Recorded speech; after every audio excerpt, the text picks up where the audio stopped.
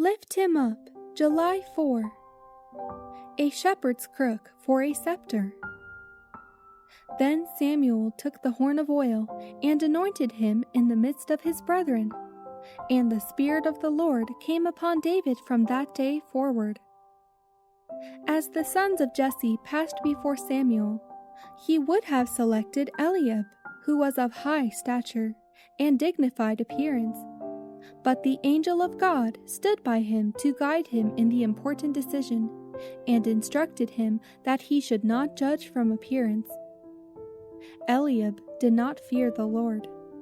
His heart was not right with God. He would make a proud, exacting ruler. None were found among the sons of Jesse but David, the youngest, whose humble occupation was that of tending sheep.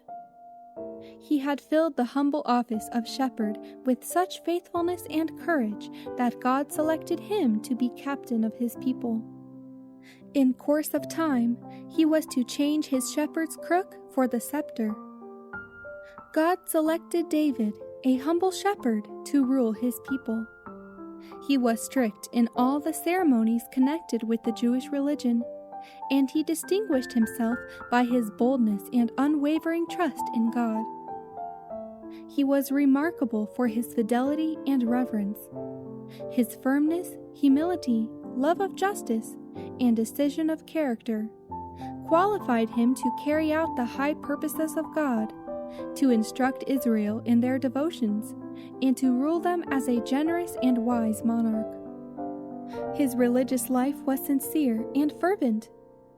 It was while David was thus true to God and possessing these exalted traits of character that God calls him a man after his own heart.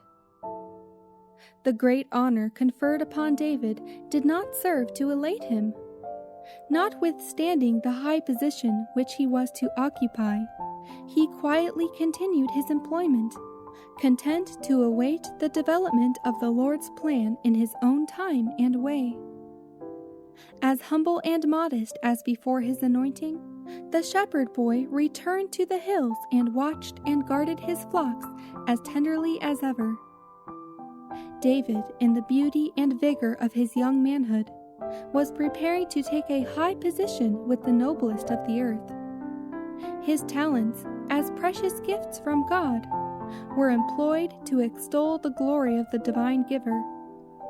His opportunities of contemplation and meditation served to enrich him with that wisdom and piety that made him beloved of God and angels.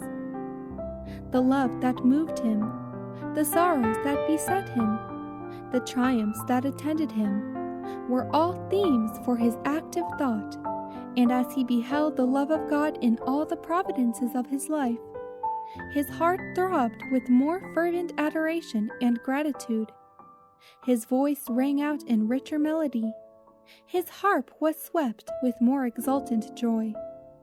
And the shepherd boy proceeded from strength to strength, from knowledge to knowledge, for the Spirit of the Lord was upon him.